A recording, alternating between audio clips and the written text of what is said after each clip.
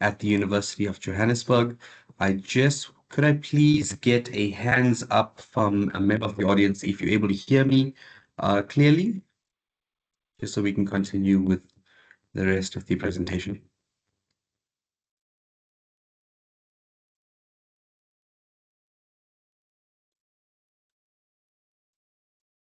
Prof. Alberton, are you able to hear us clearly, Prof? Yes, I'm fine. Perfect, thank you.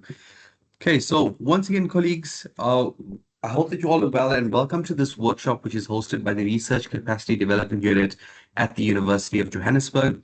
We are very excited to have you join us for today's session, which is titled Managing Your Research Outputs and Building an Academic Portfolio. So my name is Lorenzo David, and I will be your moderator for today's session. And firstly, I would like to express my gratitude to each of you for taking the time to participate.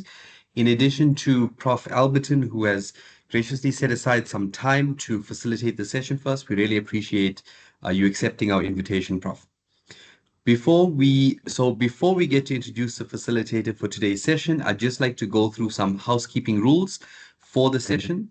So firstly, with regards to questions, if you have any questions during the presentation, please feel free to either raise your hand to speak, or alternatively, you can type your question into the chat box, and I will ensure that the presenter addresses your query. While we're on this point, Prof, would you prefer to have questions as we go throughout the session, or would you prefer for questions to be at the end once you're done with your presentation? All the way through is fine. Whatever anybody's is best for them. Okay, perfect. Thank you, Prof. Please note that the session is also being recorded and the presentation slides will be provided by the presenter. Both the recording and the slides will be uploaded to our Moodle communities by the end of the week. During this session, you will receive a feedback survey in the chat, and we kindly ask that you fill it out to help us assess the workshop's value, as well as provide some suggestions for improvement in terms of the RCD. Additionally, please take a moment to share your appreciation for the facilitator's efforts. The feedback survey is essential and will also contribute to the facilitator and RCD reporting. And by completing the survey, you will ensure that you receive a certificate of attendance through our RCD management system. So once again, we'd like to thank you for being here, and we look forward to a productive session.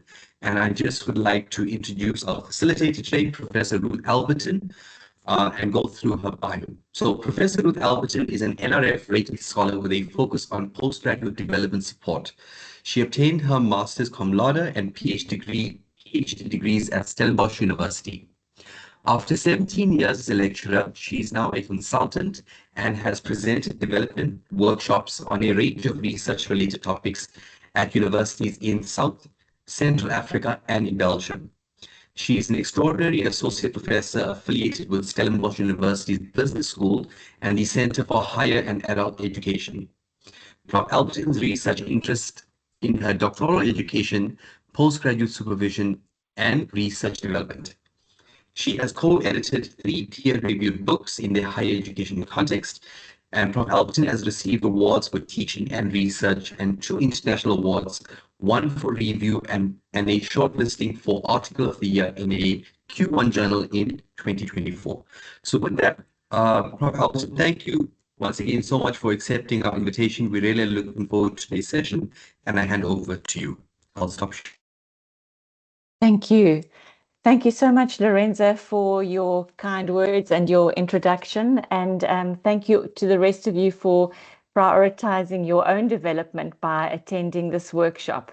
You obviously are interested in managing your research outputs and building an academic portfolio. And I'd like to share some things with you during this morning's session. So thank you for being here. I think that I would like to just show you what I have in my mind to cover with you. And I think that it's important for us to be aware of the foundational aspects that we need to be aware of when we are in academia, and how can we work together to work smarter and not harder. Strategies for integrating our scholarship is what I want to be looking at there. And then what I think is very important to us is how do we disseminate our research so that we can make that contribution towards us leaving an academic legacy? And then finally, how do we actually plan for that? So I'm going to be covering quite a lot of ground, and a lot of what I'm going to be talking to you is related to research that I have done and I am busy doing. So that's the way that I'm going to then structure this. So I just want us to think a little bit, I don't know the reasons why you've decided to attend this session, but maybe it's because of the pressures that we feel in academe. And I would like you maybe in the chat to just brainstorm a little bit. What are the pressures that you're feeling at the moment? And what are those things that the colleagues in the tea room moan about the most in the pressures that we face in academe? I'm just wondering why you decided to join this session. What is it that is a burning need that you have as an academic, as a scholar in 2025? So just think about that for a minute or two and see if you can either type it in the chat, or if you want to just unmute your mic and talk. I'm also happy for this to be quite informal. It's not a big group, so I'm quite happy just to make this as informal as you would like it to be.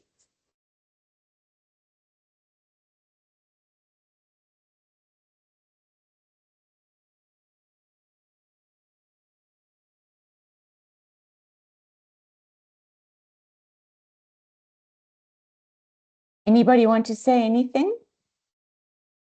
Prof, I'm actually just unmuting, enabling everyone's mics at the moment. So Oh, okay. yeah, I'll just be another 30. That's fine. And they can type in the chats, or there's some people that are not able to access the chat. No, Prof, everyone should be able to access the Okay. chat. They can type in the meantime. Okay. All right. Thanks.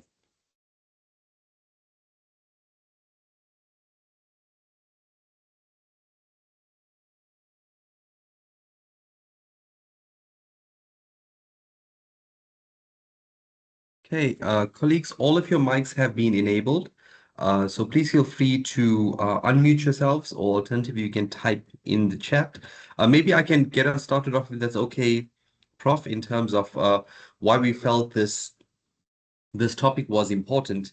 So I think about it from the point of, obviously many of us are emerging academics, and the pathway generally is not always clear in terms of, how do we get from where we are to where we hope to be in the next few years. So that's why we thought this topic was quite important, to get some insights and some guidance in terms of this aspect. And I think research outputs especially is when we are in our master's and our PhD, obviously we focus on trying to complete those degrees, but obviously only once we cross the threshold do we understand the importance of publications, conference attendance, etc. So Okay. that's just Great. from my side. Thanks, Yeah. Lorenz. That's helpful. I see over here, Mavis has said, as an emerging researcher, I want to learn how to build a profile and the pitfalls to avoid and what to focus on more. All right, that's wonderful. Thank you. I'm going to take it from there because I don't want to spend too much time, if you are at the moment still processing things. But I want to then get started about how do we think about this, because when I started, I didn't know what this whole game was about, and I've learned along the way, and I have also made mistakes myself. So I think that pitfalls to avoid would be something that is quite important. But as a starting point, I'd like to give you this quote that I found by T.S. Eliot. It's a very old quote, but I think if we look at this, I think that often we forget what we are busy with as academics. And I think especially in the era of so much information and AI and being able to Google and get information very, very easily, what we need to be aware of when what makes us unique as academics is that we're not just at that low level of thinking of collecting information. We teach people at an undergraduate level to get knowledge, but when we get to postgraduate, we are moving towards wisdom. And that is something that doesn't come easily to us. It's easy for us to get information. It's a little bit more difficult to get knowledge. But when we are getting to being an academic and thinking beyond just getting an honors, a master's, or a PhD, and being in this game, the game is about developing wisdom. And that puts you into an elite group of people who've got to that level of depth. So I want to talk about that.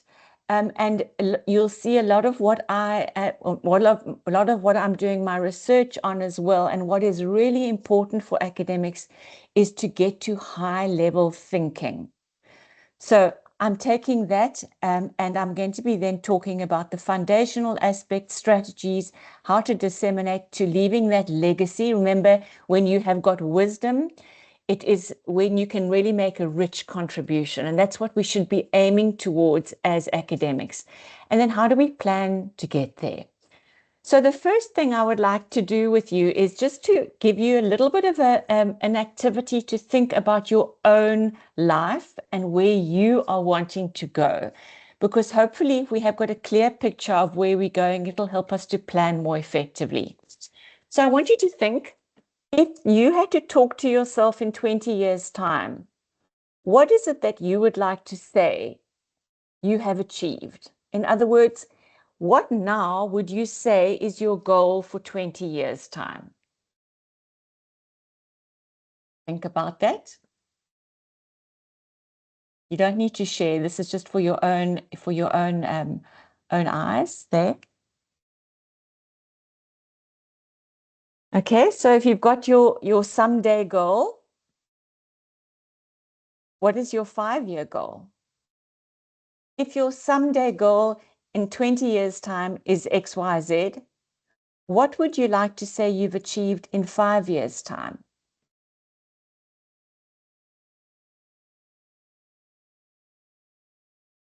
Okay, you got that?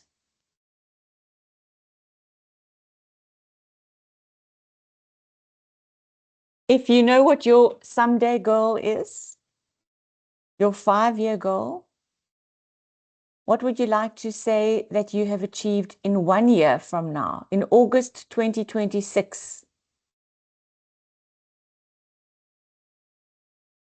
Okay, each of you are at a different stage in your career. What would you like to be able to concretely say you have achieved in 1 year from now? Okay, let's move back closer to home. What would you like to be able to say to yourself on the 1st of September 2025?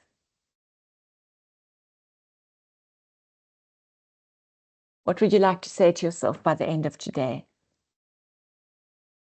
Okay, so I think that we need to be thinking very carefully about how aligned are we? Are we having these pipe dreams of what I want to achieve in 20 years' time? But what am I doing today? What am I doing this month? What am I doing this week to achieve that? And we must try and see if we can really align what we are doing to make sure that you are not all over the place, that you are aligned in what you're doing, and that you are doing today what is going to take you on the journey to where you would like to be. And too often people have got wonderful pipe dreams, but they aren't doing the groundwork today. You've made the first step. You are here today because you obviously think that it's important to achieve an academic outputs, and you are aware of managing your career. So hopefully that today you're also going to be getting some inspiration. That's what I would love to do, is to inspire you to achieve what it is that you're wanting to achieve. Okay, so I like this quote by Albert Einstein, who says, "I have no special talents, but I'm only passionately curious." And a good academic should be curious. And those of us who are trying to develop it in our students, that's something we should be developing in our students, because if we are passionately curious, we will become lifelong researchers. Now, I finished my PhD 25 years ago. When I was an undergraduate, I didn't even know what an honors and a master's and a PhD was. I was just getting my qualification. I was first generation. None of my sisters, my mom and dad hadn't been to university. And so I was just getting a degree. I was excited to be at university. And now looking back, it was about my curiosity that took me. And I've carried on doing research after getting my PhD because I absolutely love it. I was scared of it, and I still am scared of it. Every time I start a new project, I'm scared because I don't know the answers, and it's an uncertain place to be. But if you're curious, it'll keep you going. So I'd have done some research about what are the mindsets that we need for research. And I think that for me, I would like to develop people who are curious and who are continually looking for answers, not just so that they can get a DR in front of their name, not because they want to have a fancy title, not because they want a bigger salary or promotion, but because it's an intrinsic motivation. So I developed what I call a research intelligence framework. And intelligence is basically what are the mindsets that you need for success. So if you are doing research, if you're doing an honors, a master's, a PhD, you need to have a set of mindsets that are going to help you to be successful. So we all know in this process of doing research, we know that we need to know. So there's a knowledge function. And you usually taught this undergraduate. Those are the foundational aspects in your discipline. You becoming the expert in your discipline, but you also, especially postgraduate, go to research methodology workshops to learn about the rules for research. Then you need to apply it, and that's the higher level of thinking. You need to do it. So the mindset for research is that you need to know and do, and we usually taught that formally. But often we're not taught the higher level thinking and also the last mindset, which is open-mindedness and being willing. And that's often something that we as supervisors forget to teach our students. We help them too much. We are guiding too much. We are fixing too much. We don't let people sometimes suffer on their own to get to their own voice and to get that ownership of their research project. So the thinking, which is that higher level of mental processing, which is tough, and also being open, being curious for continuing development is often left behind. So when we're thinking about developing researchers and developing your own passion for research and continuing, we need to move just beyond saying, I want to get a DR in front of my name, to saying, how do we develop ourselves beyond that? So when we are working through the process of developing as a researcher, and I've put doctorate in brackets there because development during any research process encompasses acquiring skills which are what we call intellectual virtues. Now, a virtue is a person who is willing to learn for themselves, but not just for me, but also to contribute to society. And I think that I've worked a lot with UJ. I've done writing retreats with academics from UJ. And I know that the quality of your work, especially around the social engagement aspect, is strong. And I think you've received awards for that. There's such valuable work that's coming out of UJ. So you are succeeding to a certain extent in developing people who are prepared to make a contribution to society during their research. And also academics, they are continuing to do that. So when we're thinking about, it's not just about knowing, doing, and getting a qualification. It's about that thinking beyond. Because when we think beyond, then it's developing those characteristics in us that is for longevity. So a virtue is basically just somebody who's got the desire for excellence. And if you're wanting to develop a research portfolio, if you're wanting to manage your identity, excellence is essential. You are not going to get published if your work is not excellent. And a lot of people will get to that point where they have finished their PhD, they write an article and it gets rejected and rejected and rejected because there's an academic standard. and quality has to shine through, and we have to develop that level of excellence. So when you are supervising students or when you're doing your own research, it's got to be excellent. Okay, so if we're thinking about intellectual virtues, it's basically an attitude that we have in this whole thing of developing knowledge, forgetting that epistemology, epistemic goods, in other words, learning, developing, creating new knowledge to make a difference where we are. So it helps us if we are a virtuous and have intellectual virtues, we are wanting to be excellent. And you are trying to develop those habits of mind, not for shortcuts, not just for information, not just for knowledge, but getting to that wisdom, depth, because that is going to give us the springboard to developing our academic legacy. People are going to take what we do seriously. So the project that I'm involved in at the moment is about one of the intellectual virtues, which is called intellectual humility. Now, intellectual humility is something that all of us need as researchers, and there's not enough of it in academia. I'm sure all of you have at some stage in your life been exposed to review, examiners, colleagues, colloquium, proposal defenses, where people have been quite nasty and have made you feel a little bit like an idiot. And I'm doing a project at the moment with academics from Japan and from the UK.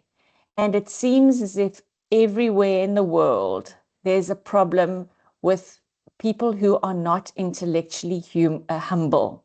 There's too much arrogance, I think, in the world in general, but often in academia as well.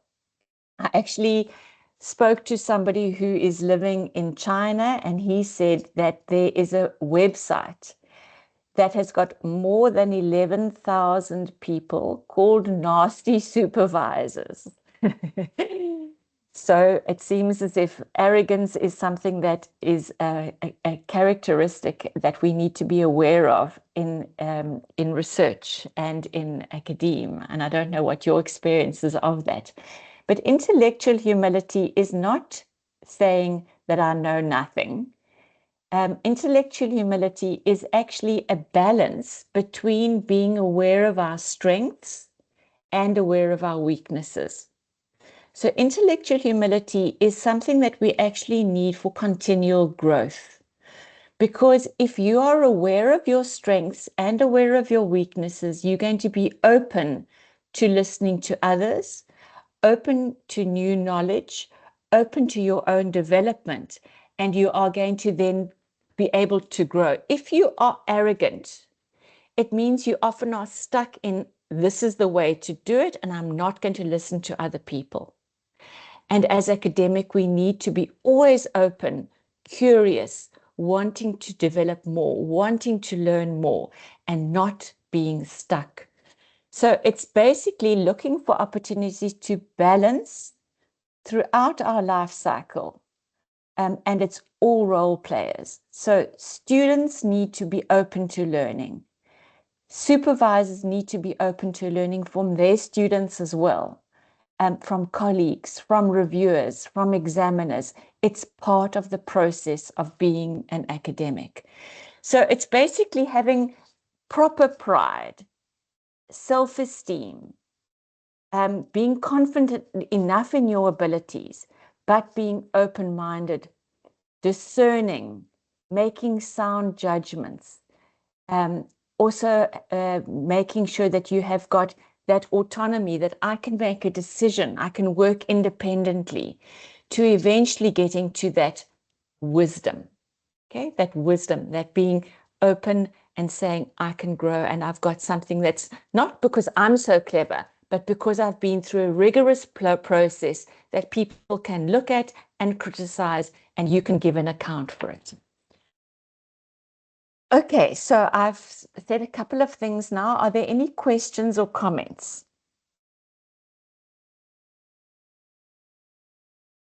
There's nothing in the chat as yet, Prof. So I'll let you know once there's some questions in the chat. Okay, anybody want to put their hand up and ask me anything or comment? Okay, maybe you should ask yourself this question. How open-minded am I as a researcher at this stage of my career?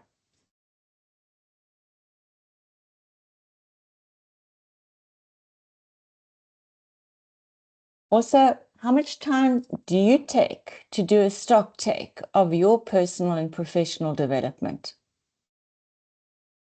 I did that exercise. What is your 5-year goal? What is your 1-year goal? Are you thinking and strategically thinking about where you want to be and how you're doing at the moment? And then also, how do other people see you in terms of your levels of intellectual humility? Are you too nasty in your feedback? Are you free to share with other people? How do you relate to other people in this academic environment, which can be cruel? Take a moment or two to think about that.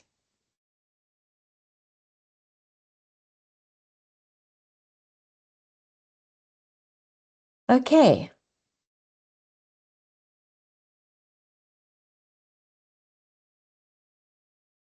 So the second then section of this session then is to look at what are the strategies that we need to be aware of if we're wanting to integrate our scholarship. Okay, here I see here Zachariah, intellectual academic arrogance and excellence. Most students fail due to a lack of humility and support from supervisors. This is a good conversation. Thank you very much. Yeah, it's something that we're finding is a universal issue. And I think that we just need to be aware of the necessity to be open-minded to get to that. They say that intellectual humility is linked to human flourishing. So it's not about putting other people down and climbing on other people. It's about progressing together for the virtuous development so that we can make a contribution to the common good. And I think we need to be looking for opportunities to help each other. We're much stronger together than being on this individualistic process. Okay, so let's then have a look at what we're talking about. And I did some research where I asked people, it was around research intelligence and doctoral intelligence specifically. So I conducted interviews with 22 PhD students at various stages of their study and also graduates, recently graduated in the last 3 years. And I was looking at that knowing, doing, willing, and thinking, the 4 mindsets for a research intelligence for success. And I found an interesting thing that passion is not enough. And so people are often very motivated and they say, yes, I want to do a PhD. But what I've found is that people can give up if they've only got passion. You have to have purpose. And this is where it links, it links also to intellectual humility and wisdom and meaning making and being virtuous. You have to have a meaning beyond, making a contribution beyond, a purpose, something that keeps you going when the going gets tough, when you feel as if you want to give up. What is that purpose that is keeping you going? But I think we need to also think about the intrinsic side of it. The intrinsic side of it, which I've spoken about now, is our passion, our purpose, our curiosity, our open-mindedness. But we also need to be aware of those things that are required for us in academia. Now, there are 3 different layers that we are operating on when we are in this research game. The first layer is we coming from the everyday world. And in the everyday world, we speak in a certain way, we act in a certain way, and that's absolutely fine. But you willingly put yourself into the second world, which is the world of meta science. Sorry, the world of science. And the world of science is you saying, I want to learn how to think and do at a higher level, which is going to give me more credibility in what I find than what I just do in the everyday world. So we write differently, we operate differently, and there are different things that are required of us when we are problem solving in the world of science. But there's a third world, which is the world of meta science, which is the gatekeeper to ensure that we don't just have fake news, that we behave ethically, that what we do and what we research is valid, is reliable, is credible. So that world of meta science is giving us the rules for what we do when we are doing research, which is different for the rules that are happening in the everyday world. So if you're wanting to make sure that your work is credible, is valid, is ethical, we have to have a scholarliness, a rigor. We need to make sure that what we're doing is excellent, is quality, and that we have that transparency because we need to give an account for what we are doing. And those two things we are always holding together as academics. We want to have credibility. We wanting to get the rewards from publications. We want to get that promotion, but there's always that accountability that's earthing us, that's keeping us humble, that's giving us that feedback. So we don't take off into the sky because everything is easy. We are kept humble. There's always that balance that's happening. Accountability, credibility. So can you see that I'm talking about what's holding us in balance, which is keeping us humble? And often we find that some academics don't write for publication because they're scared of being shown up. And so they don't put themselves out there. But the onus is on you to up your game so that you can make sure that what you are doing is credible and is quality so that you can get the recognition. There's no free lunch here. We need to do the hard work of getting there. So if we're thinking about who we are as researchers, these are some questions we could be asking ourselves in terms of where are we all rounded? And often we separate these things and we say, okay, now I must do research. Now I need to go and collect data. But we need to think about all of the different aspects of ourselves. In other words, who are you as a researcher? What is your natural fascination? What is your preference in terms of how you explore things? Who are you reading? Which authors are influencing your ideas? What makes you curious? Where do you position yourself in terms of methodologies? Are you a person who likes to speak to people? Is interpretivism, constructivism? Are you more a positivist? Are you more pragmatic? Where do you position yourself in terms of your research? How do we integrate all the aspects of ourselves to give ourselves a turbo boost? Because if you're doing something because you feel you ought to, you're going to give it up. Then where are you positioned in terms of the disciplines? Which faculty are you in, and what kind of stories does your faculty tell or your discipline tell? What are the ethics, the values? How can we bring all those things together that we are not split in 1,000 different directions, but everything is pulled together, helping us to be the best that we can? So when we're thinking about this, we need to be thinking about what gives us that kind of almost a religious quest. What is that sacred spark that we need to ignite in ourselves? And some research has shown that people who have got kind of a competitive advantage in academia are those people who have got that inner drive. They have got that long-range goals. They are absorbed in their work. They are skeptical. They don't just accept everything. They're prepared to be critical. They believe in themselves. They're intrinsically motivated. They're open they are creative thinkers, they are flexible, and you can see everything is pulling together here. And when we are thinking about how we can be the best that we can be, we need to think about strategies as well.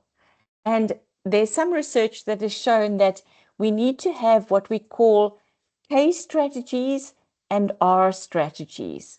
We can't always be operating at fever pitch. You have our passion projects, and I have got my passion project. At the moment, it's intellectual humility. But I've got students who are working on different projects, which are my kind of smaller back burner projects that I can do while I'm waiting for ethical clearance on my big intellectual humility project.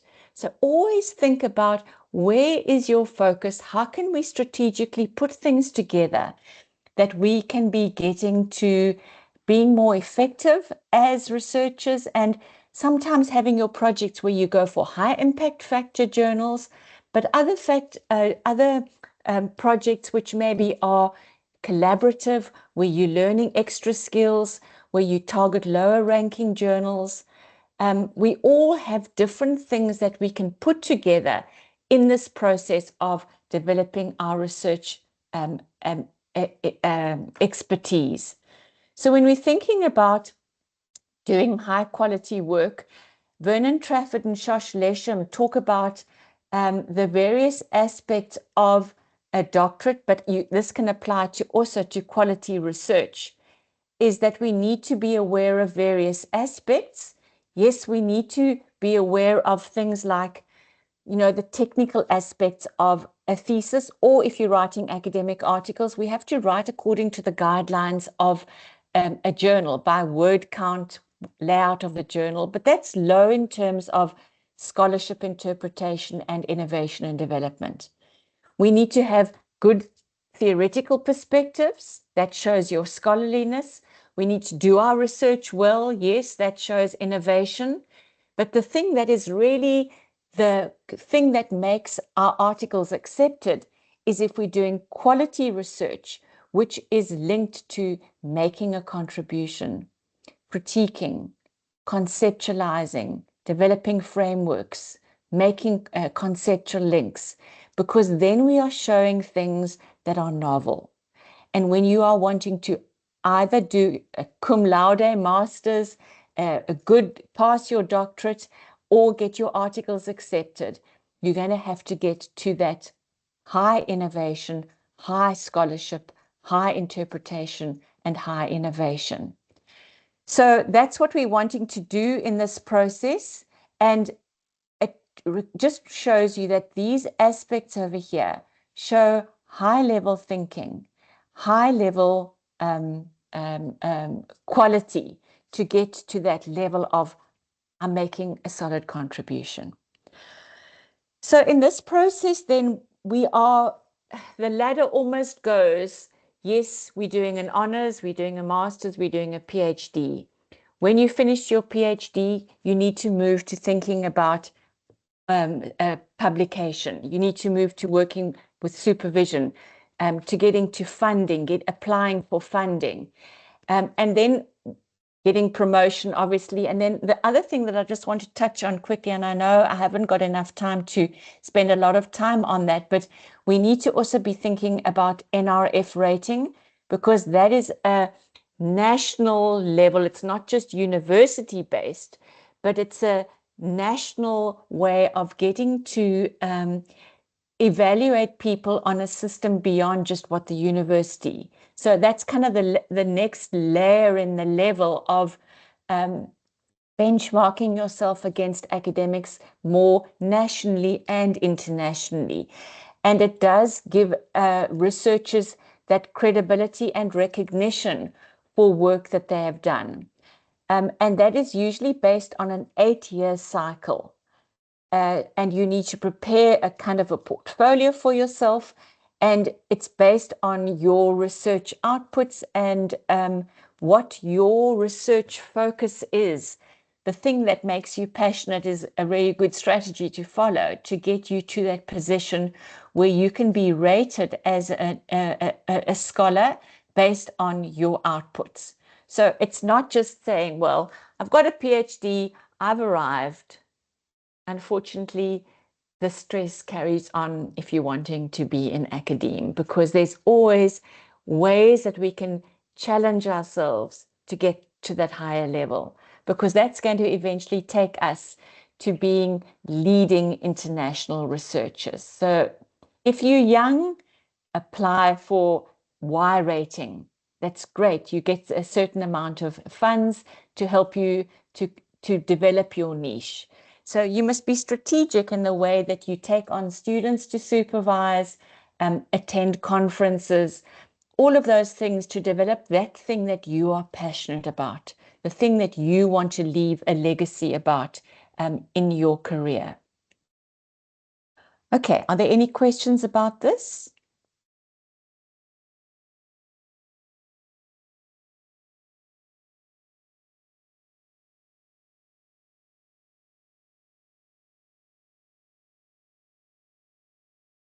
None? Okay. All right. So the next thing, and I haven't got that much more time, so I'm going to go through this quickly, but I want us to think a little. Yes. Apologies, Prof. Can I just interject? If you want to go a few minutes over, we have booked out from 10 to 12. So Oh, okay.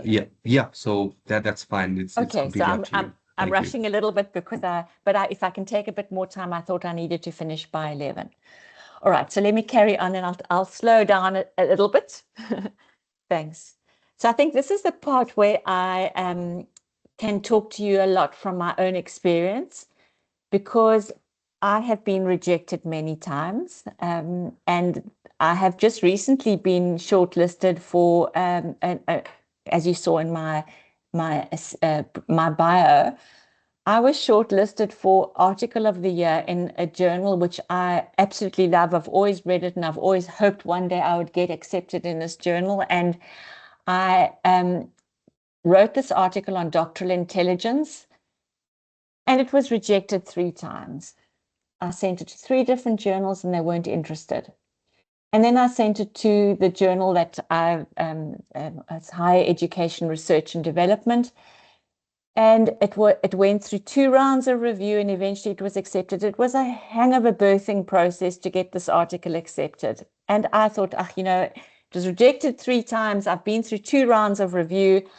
I'm sure this wasn't great work. And of course, imposter syndrome tells me your work is not so great. And 3 weeks ago, I got this email saying that out of 119 articles, I was one of the top 3. I didn't make the first one, but I made one of the top 3. And I couldn't believe it, because it was such a hard process to get there. And I just realized that it's about you. It was a passion that I had. It was a project that I really was passionate. I didn't have any funds for it. It was all self-funded. But if you carry on and you believe in your work, it is about going through and accepting revision. They gave me good suggestions to improve. I went back and improved, and it does eventually pay off. So I'm coming to you with I said to my colleague the other day, the one that I'm working with on intellectual humility, is that I feel as if I'm not allowed to tell you that I've got this award, but if I think of the strengths and weaknesses, I went through a lot of hell to get there, but I have now reaped the reward. And I think that just sums up what happens in academia, that yes, you put a lot of hard work in there, but every now and again you have these little pops of encouragement to keep you going. So I found this cartoon, and I thought that this actually sums up quite nicely how we feel when our articles do get accepted. We often can't actually believe that there it is, our name there, because if you think about it, this is about you leaving an academic legacy.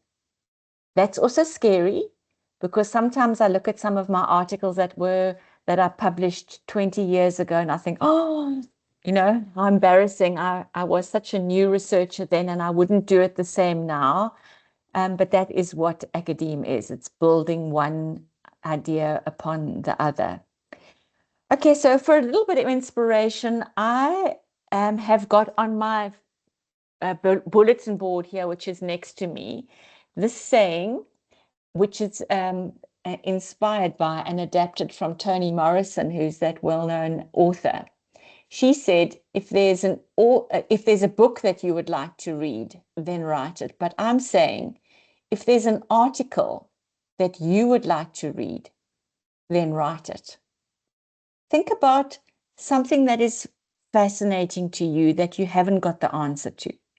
Think a little bit about that and see if you can plant and become enthusiastic about something, because if you feel that passion and you go through the rigorous process, you're going to see that that then moves people.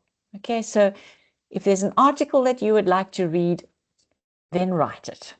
Okay, let's think about that and keep that in your head for new projects that you might have in the future. Okay, so if we're thinking about publication, and this is, I've been writing, I've been presenting article writing workshops now for about 12 years, and I probably have read about 2,500 articles in that time. So I've got quite a lot of experience from different disciplines. And also the fact that I've been rejected many times, and also because I've done research in this field. And what I have found, a couple of common errors that people make when they are working from the thesis into an article. And one of the common errors is that people think that they can just squish 300 pages into a 12-page article. And that doesn't work. Okay, so we need to think about writing for the article genre differently to the way that we think about writing for the thesis. The reason why I say that is that there are various layers of knowledge production. The first layer of knowledge production is called the textual layer, and that is what we all do in private. In other words, in my office here, I read a lot more articles than eventually end up in my dissertation. I also might collect statistics, or I might have done interviews and developed, could have done a whole lot of more thematic analysis, but I have answered a research question and I've selected out of this information that I have put into a monograph, which would be your full thesis document or a dissertation, or whatever your university calls it. And that is the second layer of knowledge production, where you have to comply with the rules of the socio-cultural practice of your discipline and of your university. How many pages, how many chapters, what does it look like, what are the requirements for layout, all of that technical aspect. This is the social cultural practice. So we select out of our textual material stuff that goes into our monograph. You could be doing it by article route. And there again, your university has requirements of how many articles must be accepted or publishable, etc. Now, we think that sometimes that the article route is quicker and easier. It's not. It is basically a different format, but you still need to go through the first layer of knowledge production. The second layer of knowledge production is an article route, and it's often just the objectives of your study that you package into something that is publishable. But we still need to get our work published. Maybe we can move from the article, if it just needs to be publishable, then we can move to getting it published. But remember that there are lots of different other avenues to getting to publication. And that's because we have to go through the third layer, which is the discourse practice. And that's complying with the rules for the article. So you might have written article route and you submit it for publication, but it still needs to be reviewed. You might need to send it to another journal. Then you've got to change the word count and the format. So there's a third layer of knowledge production, which is your discourse practice. So when we're thinking about dissemination, it's something that has come and has emerged, and we get to the essence of something that's going to be a contribution to the reader. Now, the editor has got the final say. And just because you've got your PhD doesn't mean to say your article is going to be accepted. Just bear that in mind. Your reviewers can see different aspects. No science, no research project is 100% perfect. And a person from a different paradigm, a different theoretical perspective can give you different input. Okay, and sometimes I found that a person's thesis who was accepted, a reviewer finds a mistake, and that could also be the case. Okay, so when we're thinking about writing for the article, we need to be aware that it's no longer the examiner and your supervisor who's checking. It's the reader, and you choose which conversation you want to join by deciding which journal you are targeting. There's a social conversation or a social discourse in the journal that you're targeting, and editors will only choose something that's current, that there's a need or demand for the situation, and that you have got a response. The editor wants to know why they need to publish your work. The reader is reading for two reasons. They want something that's useful and that's going to guide them to action. So when we are writing for a thesis, our reader is the examiner. But when you are writing for a journal, your reader can be anywhere in the world. So when we are writing, we have to write appropriately for our context. When you're writing a thesis, it's for the examiner. When you're writing an article, it's for anybody in the world in your discipline that you are choosing. The journal you are choosing your conversation. So what is the purpose that you have got? You want to give something that is going to be useful and that's going to guide the person to action. That's the reason why people are reading. They're not reading for fun. So just to end off this session, then I have got I've got a blog that I wrote, which is basically looking at what I have gained from experience of the last number of years of presenting workshops. And it's called 10 Tips for Publishing Out of Your Thesis. And what I thought I would do is just quickly talk you through those, and you can read the blog if you want to.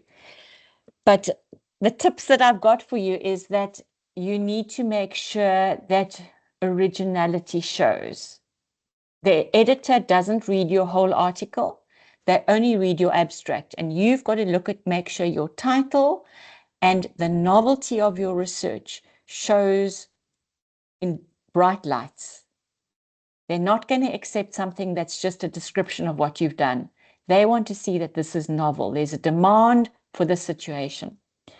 Okay, when we're writing an article, we write backwards. What I mean by that is not literally writing backwards. You've got to ask yourself, I have finished my study. What can I claim? And what you can claim, you then need to give relevant evidence out of your big thesis that's going to support your claim. When you are doing a thesis, your aim guides you forwards. When you're writing an article, the study is finished, and what you can claim helps you to decide what relevant evidence you need to package into your article, which is a shorter document out of your whole thesis. Thank you. I see you've uploaded that. That's great. My 10 tips for publishing out of the doctoral thesis. Thanks, Lorenzo.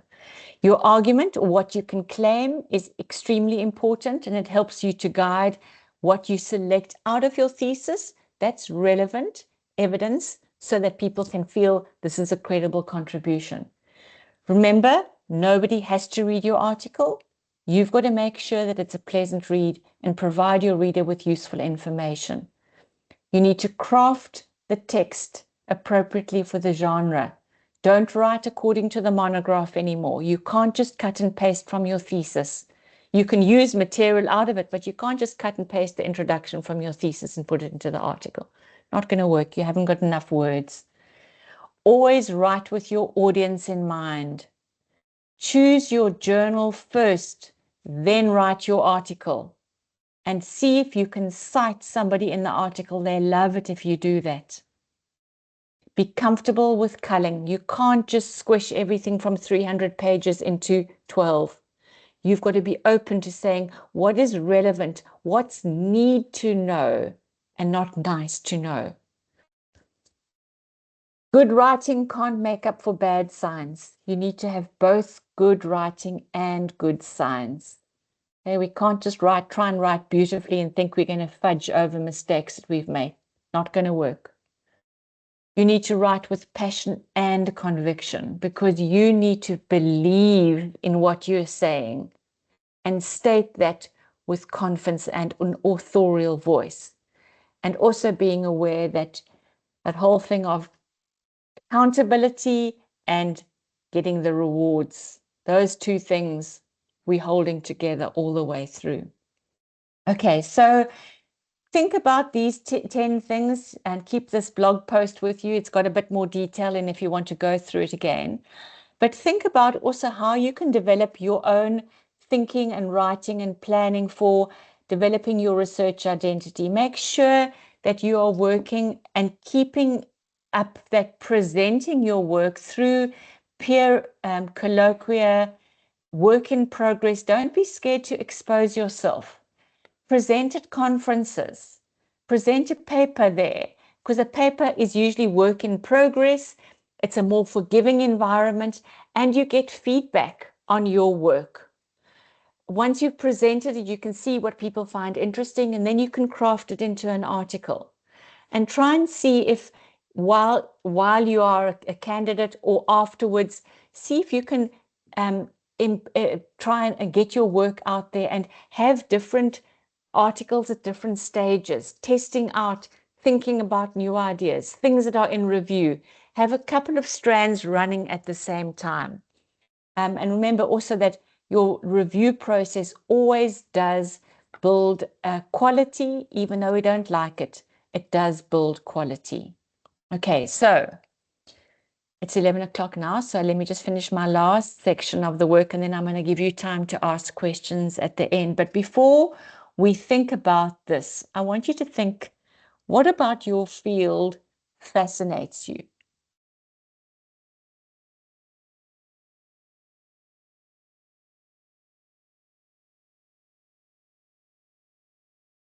What would you like people to know you for? What would you like people to consult you about?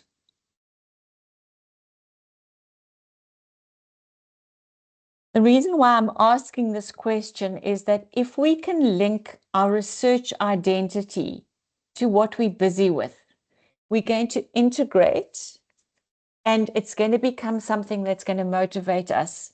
Because if we've got our purpose to be consulted on something, to be known as the expert, to have left a legacy in a certain way, it's going to keep us not just for our degrees, but for our life in academia as well. So trying to always align according to the umbrella under which we are standing, that we can have that purpose and that we can align when the going gets tough. Thinking about developing our productivity when we're writing, it's something that takes many years. I've been in academia for 3 decades and I still battle to write. I still give birth to every sentence. I love it and it keeps me going. So if you can have that emotional engagement, as you'll see, the amount of confidence that I suddenly got from a bit of recognition makes me so motivated to carry on, even though I was rejected 3 times. I've just received on another article I'm writing on a whole lot of feedback where I need to go back and revise my literature. I didn't feel like doing it, and I'd rather not do it, but suddenly getting a bit of recognition is, oh, okay, let me carry on with that. So can you see, if you can see this process as being something that you can integrate, but see if you can get that emotional attachment. See if we can see this as a process of knowledge creation. As you're reading something for one article, you get ideas for another article. So that level of engagement, developing your confidence, and also being aware that this is not an innate ability. I am English language, first language speaker, and I still battle to write. It's not just something, and I know I've got a bit of an advantage, but it's still something that is hard. Be careful if you've got perfectionistic tendencies. I know I have a block when it comes to literature review because I get so scared with all this information that's out there. And then I find myself procrastinating and going and rather filing stuff or tidying my office or doing something like that. This is my researcher journal where I just give myself the freedom to write and put notes in here to get myself over this idea I've got to write perfectly on the computer. So try and build in strategies, get to know yourself to see how you can actually overcome your blocks as well. This is something that I found in a book by Thompson and Kamler, a very good book about academic writing. Just something where you can track for yourself your ideas, possible journals, as you're busy reading journals and you're looking at your own reference list and you see things. What is it that you can, which journals would be appropriate for your article? What is your title, your argument, okay, and timelines? Just something for you to use as a tool, as an ongoing way to keep yourself in track. And then I think also for our own academic development, if you're wanting to become a leader in research, you need to think about how can you be visible. Don't only think about writing for publication because that's a long, lengthy process. Do things like, for example, writing blogs. Write things on LinkedIn. Just become visible.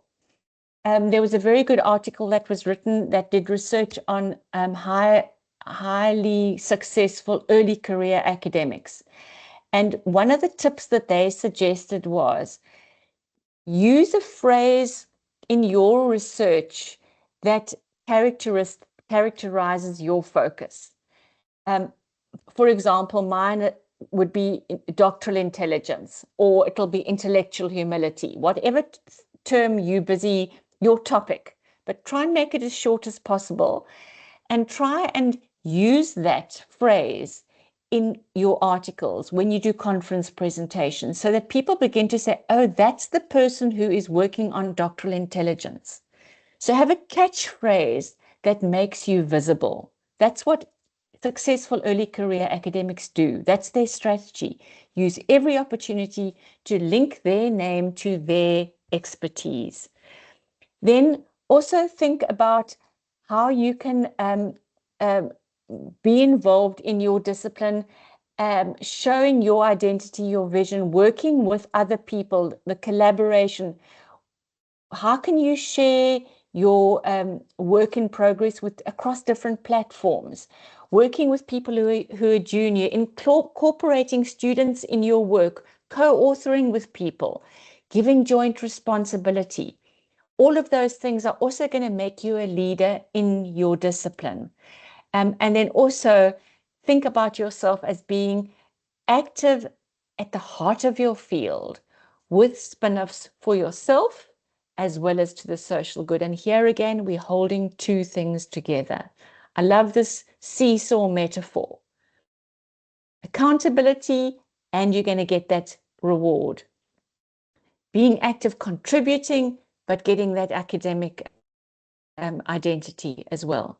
So those things I think we need to be aware of when we are reflecting on who are we and how do we put all of these things together in this process.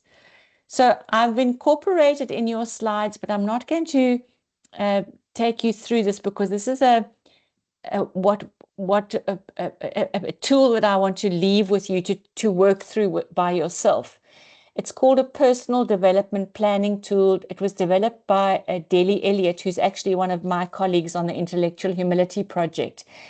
She's based in the UK, and she's done a lot of work on the hidden curriculum. And she suggests that you have a personal development plan where you manage your own development by stepping back and appraising or thinking about just doing a bit of a stock take. And that's why something like this workshop, for you to stop and think, where am I? Who am I? Where am I going? Helps you to build in a layer of accountability, but also to think of a holistic view so that you don't just think about, burnout and, working until you're dead, but thinking about, who are you? Why did you choose your career? What is your goal? Think about what you can do. What are your competencies? What are you good at? What do other people compliment you on? How good am I at it? What evidence have I got to back it up? How can you develop your competencies? What do you still want to learn? How are you going to go about it? When will you do it? Can you see all of these things are to help you with your personal development planning? And then also very important, how do we balance work and personal life?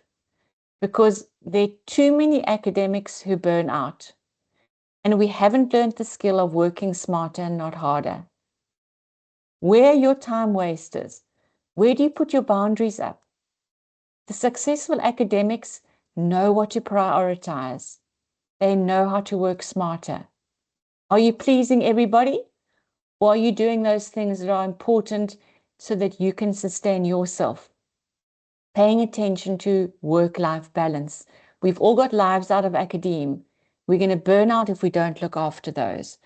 So getting back to, I'm giving you this as a tool, and I hope that you'll be able to use this as to go through and think about your own planning. Which brings me back to the last slide, which is going back to where we started. Where are you today? What do you need to put in place so that in a month's time, in a year's time, and after 5 years, and eventually your long-term plan in 20 years, will you get to where you want to be? Okay, I think that is all that I needed to say. I am a little bit over that time, but I did want to take you through the information, but let's have some time to think about this. This is just my website. If anybody is interested, I do have a website that you can go and have a look at around academic article writing. Thank you very much, Prof, for that presentation. I really enjoyed it. I'm sure members of the audience enjoyed it as well. Prof, if you want to put in the website in the chat, just so it's accessible, please feel free to do that so that some of the colleagues can actually go through and have a look at that as well. Okay, I'll do that. Yeah, so I think, colleagues, we have some time now for some questions and answers with Prof. Alberton. Please feel free to unmute your mic and join in. Alternatively, you can type a message into the chat box, and Prof will address your questions as we go through the session. Thank you very much.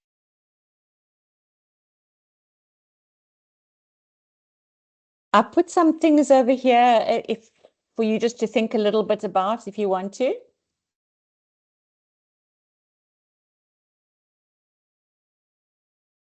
I see there's some chats coming through, Prof. Okay, yes, I see that. How many high quality publications are required to achieve an NRF?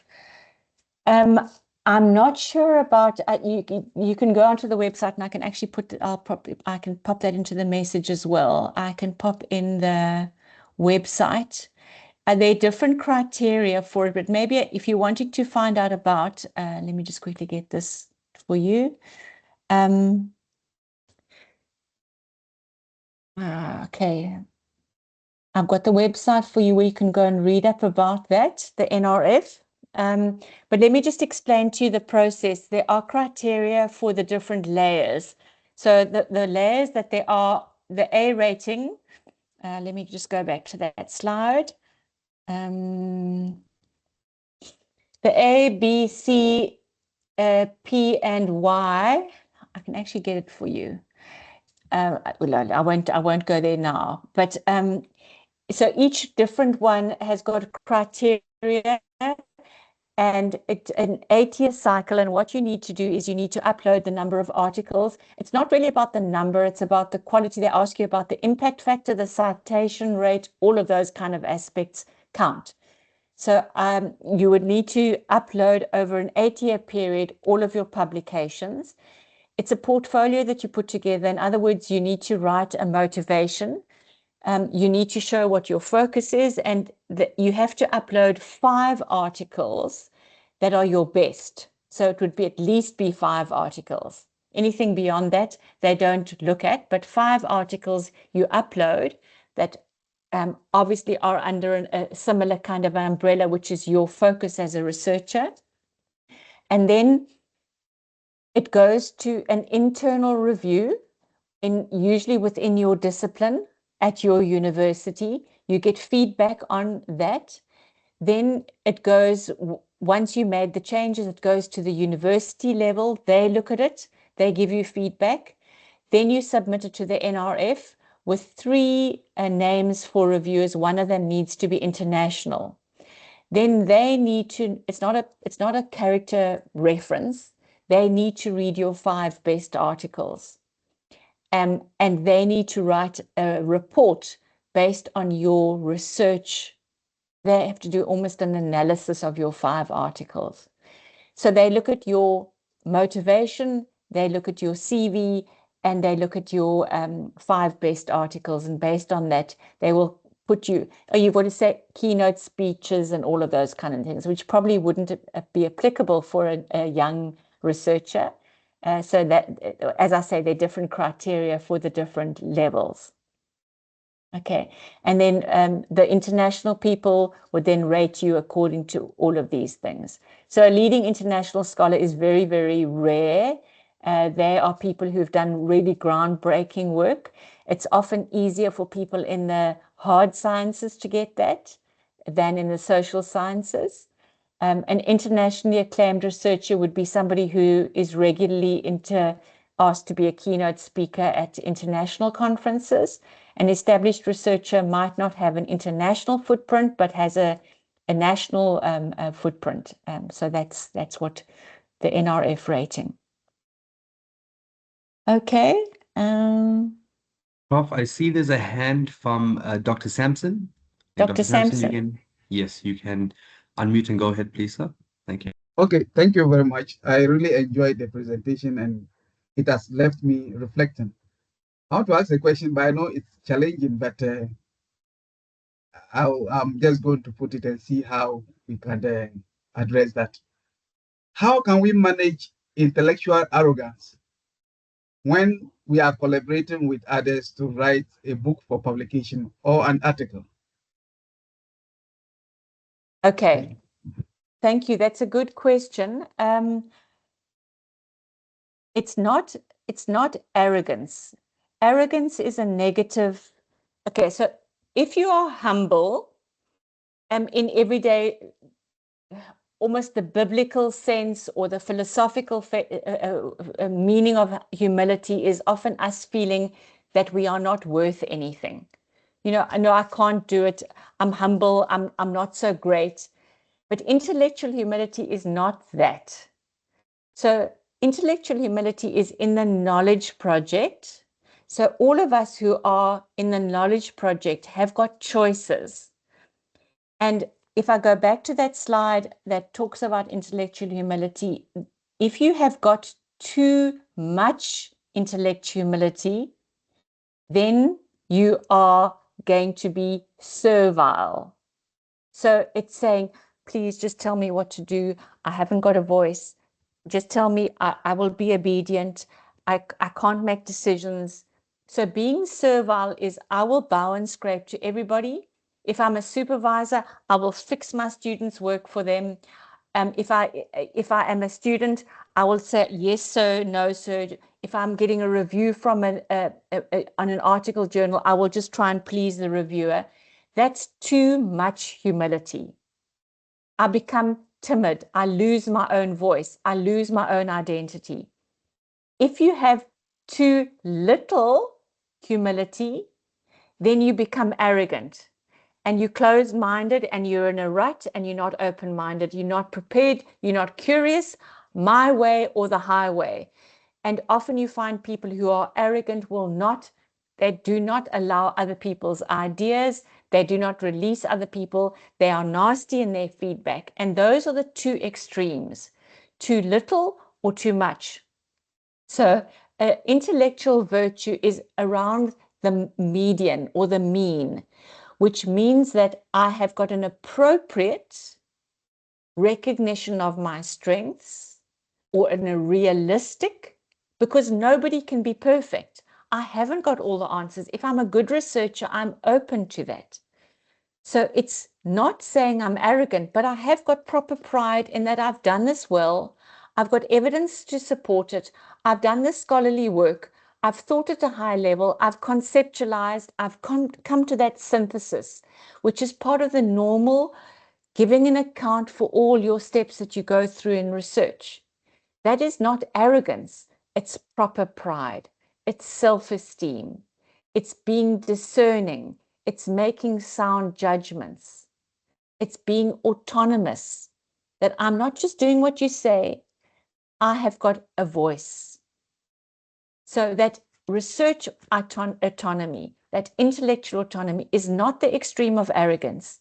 It's realistic appraisal of my strengths because I have got the evidence to back it up. But I don't want to be servile. So it's just keeping myself in track, and we need to do this daily. We need to be aware of it all the time. Yes, now I did get recognition for this article, and I could then say, well, you see, I've actually arrived. Or I can carry on and saying, yes, I found that was something. It was hard work, so I recognize that. But now I want to do another project because I'm curious, I'm open-minded. And I realize I don't know the answers to the next question. We don't sort all the questions out in life by getting a PhD. Every research project takes us. And for those of us who have finished our PhDs and we are supervising students, we don't realize that for every action, there's a reaction. So if I am arrogant and I tell my student what to do, I am making that student servile. So you see, I tip the balance, which makes that student might get their PhD, but then they battle after their PhD if they've never learned their own voice. They battle to accept feedback when they're writing articles after their PhD.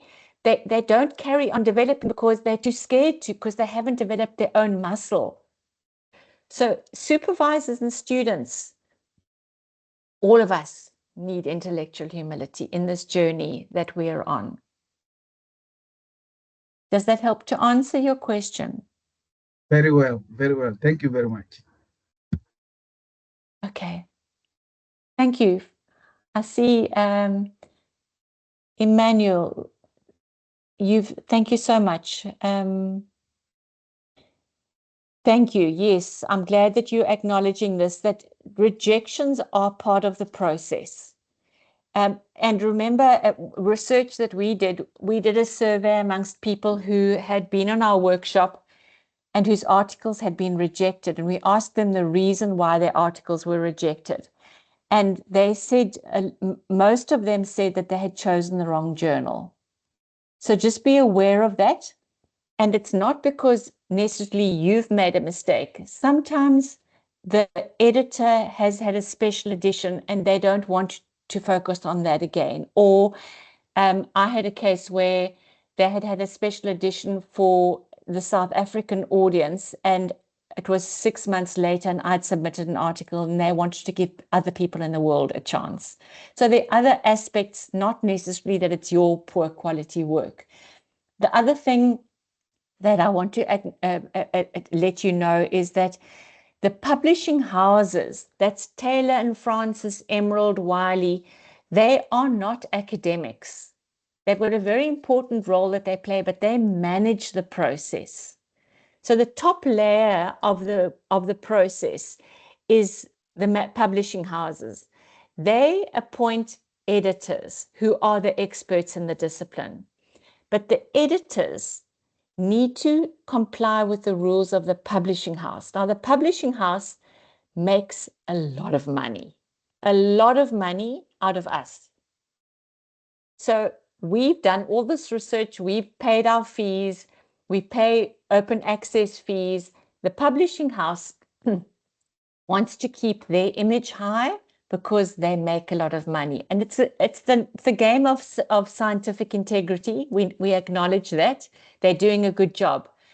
But they want to keep their image high. How do they determine what their image is? By the impact factor. The impact factor is the number of times that an article is cited in that journal. The higher the impact factor, the more people use that journal, which means more money for them. So the publishing house tells the editor that they must only accept good quality articles. Remember, it's blind review, so it's not personal. It's about the quality of your work. But the editor needs to show the publishing house a rejection rate. And there are millions of us who are wanting to get our articles accepted. So there's a very high rejection rate. Just bear that in mind. Okay, so even strong manuscripts face setbacks. How best can these rejections be handled? Very good question, and I'm very experienced at that. You need to not take it too seriously and try and find another journal. Always, when you do get reviewer comments, take that very seriously and try and see which of those things are really going to improve the quality of my work. When I get review, when I first see the email that says outcome of your manuscript, I usually go cold first because I'm scared, because I know that there's going to be something that I'm going to have to change. There's always something. So when I get that email, my strategy is I read that quickly. I skim through it because my reaction is emotional. The one reaction could be, yeah, you see, I'm actually an idiot. I'm not worth it. I'm bad. That's imposter syndrome, and the servile side comes out. Yeah, you see, I'm actually a fake. All these messages come into my head.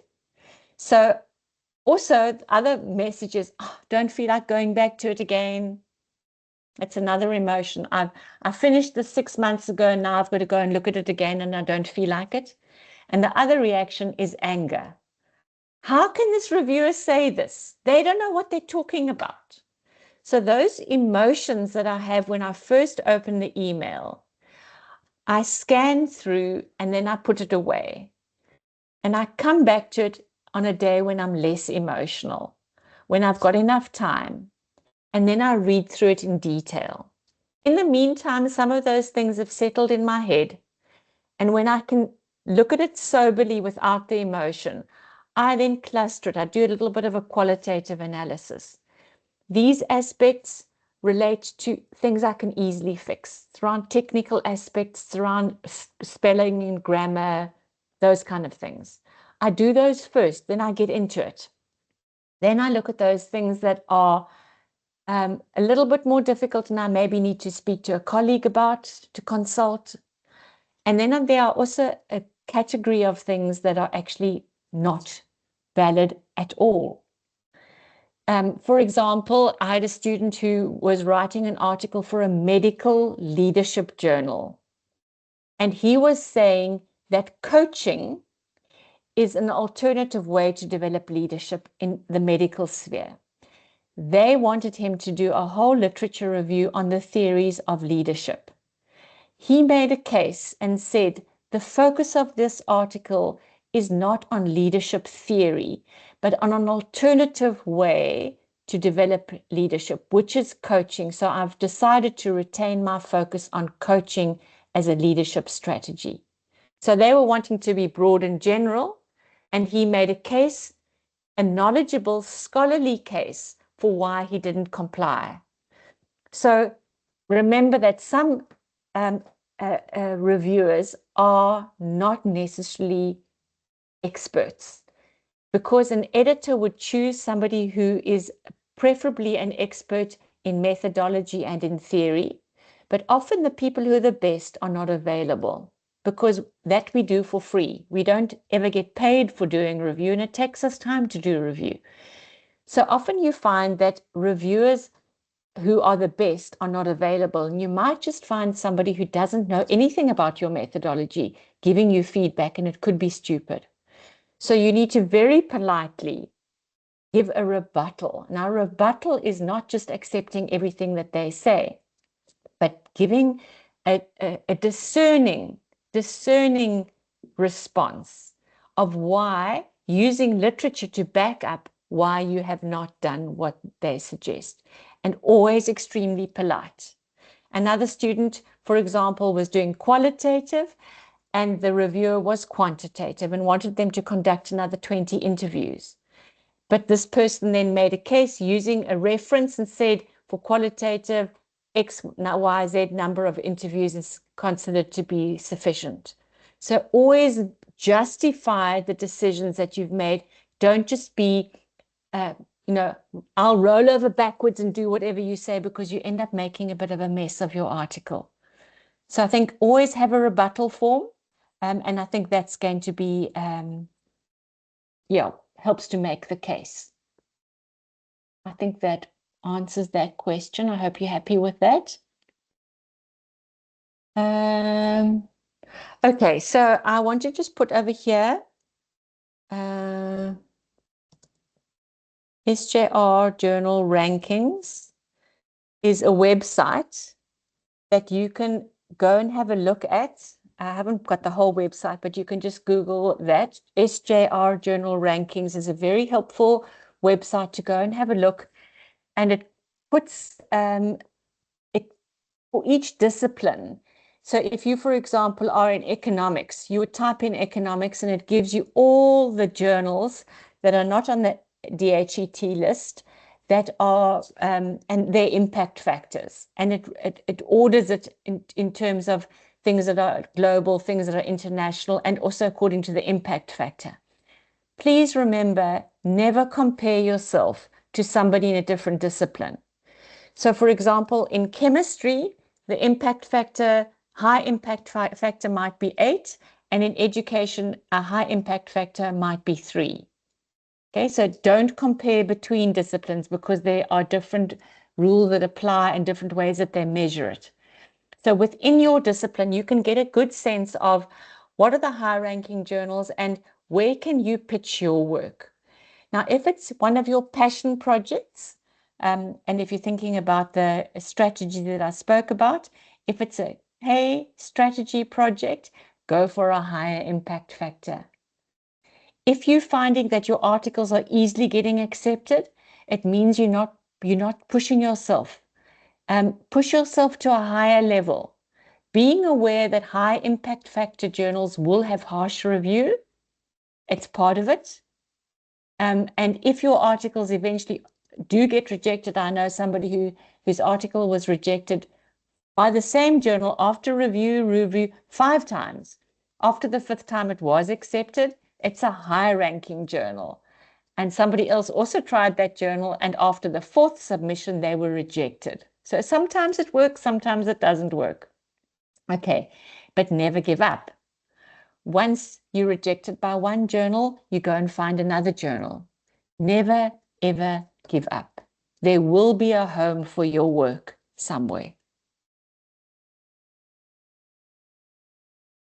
Okay, any other questions or comments?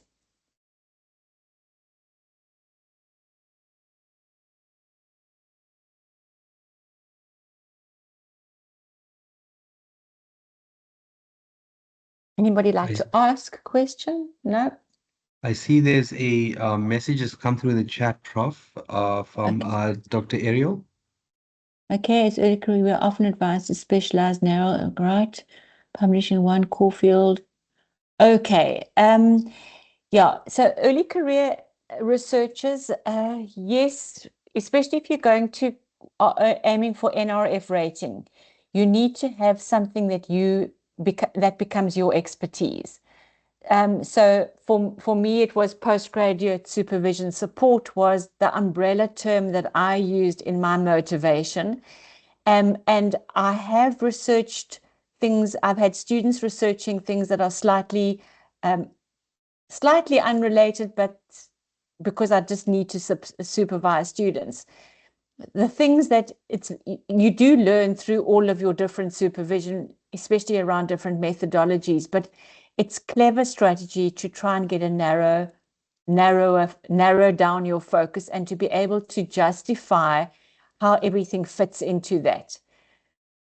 It's also a clever strategy in terms of excellence, because if you're trying to read too many literatures across too many different fields, you're spreading yourself too thinly. So to kind of bring things to center makes it you get to more of a scholarly depth. But so that's a general guiding principle. But in terms of being part of a team, in terms of the systemic pressures of the university, sometimes we don't have the luxury and we need to take on students. And I also feel that sometimes it's my academic citizenship to do things that are not necessarily my passion project, but also develop me as a researcher, giving me new skills, developing my research methodological expertise. So that's why I say have your case strategies, but also have smaller back burner projects, which you are going to eventually develop and become rounded off as a scholar. So I think just be aware, don't spread yourself too thinly, and in that way compromise on quality. Okay. Yes, there's a hand up.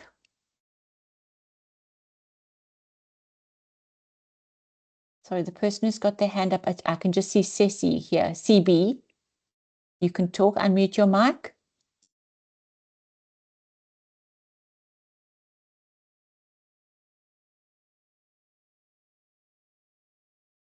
Hi, Dr. Ceci, your mic has been enabled. You can Okay, unmute thank and speak. you very much. Good morning. Hello. I couldn't send messages because I noticed that my chat was not functional. Thank you very much for your presentation. Very interesting and very insightful. I'm a postdoc in UJ, and I have one or two questions or comments or issues to draw your attention to. Thank you for the conversations around reviewers. I've had one or two experiences where I used quantitative methods, and then the reviewer is a qualitative expert, obviously. And then for a study that has been completed with a quantitative method, reviewer is saying that this would have been better using a qualitative method. You know, talking about triggers that can get you angry. I hope you get what I'm trying to say.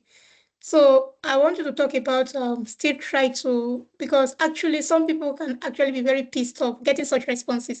A study that has been conducted using a quantitative method, you are telling me it is better used for qualitative. Obviously, it is to take it to another journal. That is one of such experiences.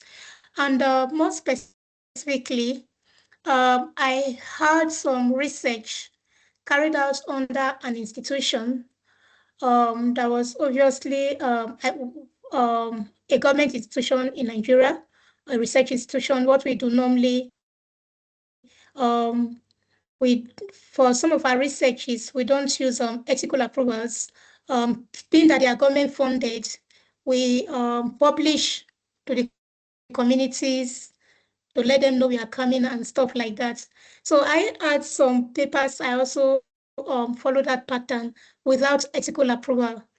And then knowing the relevance of ethical approval, I've been having a contemplation that if I have to publish with some high impact journals, the question will arise, where is your ethical approval? So how do I navigate that, being that I have some studies I carried out, though for them, the consent of the participants were requested, and also use online interviews, also do online interviews with institutions, for example, stakeholders across institutions.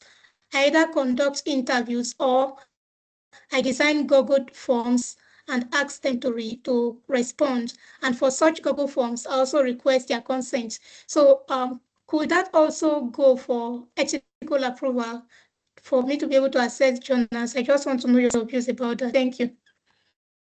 Okay, so I think I've picked up two main issues. The one is the person who told you to do qualitative rather than quantitative. I unfortunately don't understand your full study. I haven't obviously got insight into that. But if you feel that that was not a justified comment, you just need to make a case for that in your rebuttal. In other words, get some scholarly literature to show your research decision was credible. So you must have made a decision in your design process, and those decisions you need to give justification and why. We always say for every research decision, justification from the literature and a rationale for it, why the choice was appropriate for your context. So if you decided on a quantitative method, you chose because you knew of all the methods that you could have chosen that quantitative was the best for your Nigerian context. So that's what you need to give an account for, and give them literature that backs up and make them believe. Remember, for everything that you can justify, that's going to make it that the person feels that credibility. And maybe you just haven't made that clearly enough in your article, because you have made decisions. And often when I'm reading articles, people have been through a rigorous process, but they forget to give an account. And that's why I say, show your originality, show your decisions. And if they have missed it, it might just be that you have forgotten to state it explicitly in your article. So when you do your rebuttal, you would acknowledge their point and you would say something like, while qualitative research might have given an extra rich interpretation, for this article that was focused on a large sample size where we were wanting to get people's perceptions, the survey was considered to, can you see, you make a case and then give a reference. So you're showing that you know the theory and that you considered that for the topic and for your sample. So giving that justification will help show that you are a knowledgeable scholar who didn't just, I didn't just do quantitative because it was the easiest. I had a thought process that made me get to that point. So the onus is on you to justify your choices and provide the rationale. And in an article, we have to show application. So you can't just give us a theory lesson about what constructivism is. You need to show how you've applied it to your study. So that's what we're looking for in an article. And sometimes articles are rejected because the research methodology was not focusing on application. They were giving us a theory lesson about the theory textbooks. And we need to see that. And you need to convince your reader that that was the best choice. And if they miss that, they often pick that up in the review. The other aspect of ethics, it's a big problem because I know that because I've worked in Nigeria and I've worked in Uganda, in Mozambique and Malawi as well. And some of the universities don't have ethical clearance processes. And higher impact factor journals want you to give an ethical clearance number. I know somebody whose article was accepted in a journal. She was from the Free State University, and the article was accepted. And just before publication, they said, can you please give us the ethical clearance number? And she didn't have one. And they rejected the article. So that is a reality that we have to unfortunately comply with. So you might find a journal that is not a requirement, but a high impact factor will probably have that requirement, which is an unfortunate thing that you're just going to need to have to, from here onwards, make sure that that is the case. I'm not sure if your university can give you retrospective. I know that Stellenbosch doesn't give retrospective ethical clearance, but maybe there's a way that you could get that sorted out. I hope that I've answered your question, Ceci. And there's another question over here. Yes, from you have. Patrick. Thank you very much. Okay, good. Ceci, oh, sorry, Patrick. Affected by volume of articles published, should it be the main or only? Okay, so it depends again on which university that you are working with. When you get to NRF rating, and I know Stellenbosch has changed recently from the criteria for promotion is no longer number of articles, it's the impact factor. So they're trying to push for quality and not quantity.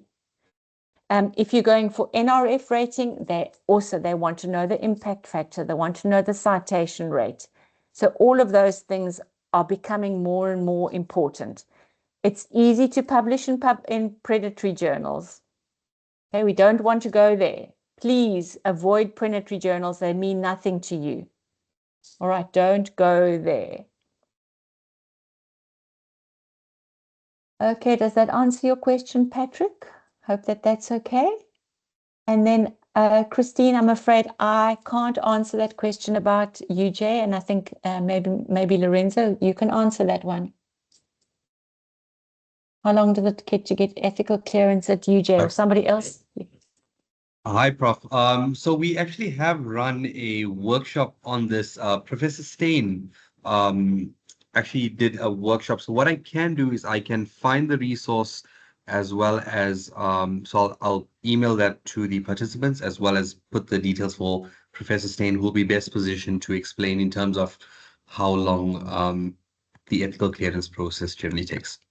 I think that would be best.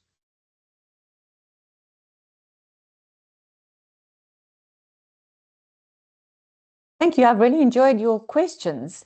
Anybody else got anything?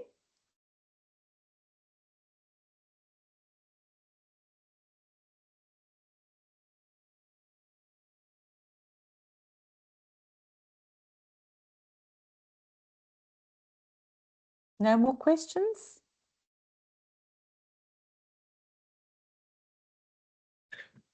I think, Prof, with your permission, we can give the audience another 15, 20 seconds. If anyone has any questions, please feel free to unmute or and speak up, or you can type in the chat box. Otherwise, maybe we can think about closing off the session.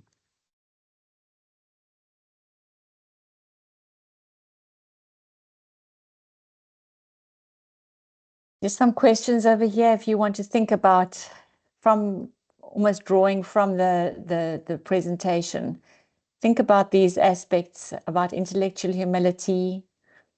How do we develop things like the thinking and willing domains of research? And how do we make sure that we develop transferable skills for development of lifelong researchers in our universities?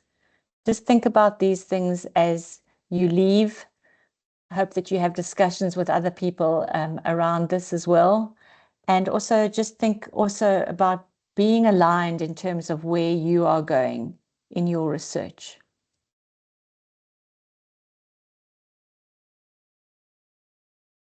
Prof, it looks like there aren't any more questions. But Prof, what I'd like to do is firstly, thank you for this presentation. I think we all really, really enjoyed it, and your insights quite incredible. So thank you for sharing and give us a different perspective and giving us a lot to think about as well. I'm looking at what's on the screen at the moment, and yeah, it's not something that I've actually, we always consider our long-term goals, but basically the steps to get there is not something that plays a part in our everyday thinking. So thank you very much, Prof. I really enjoyed this session. We hope that you would be available to facilitate sessions in the future with us, because I think, we've all really enjoyed this. But I'll give another 5 seconds to anyone anyone has a question or a comment for Prof, otherwise I think we will end the session.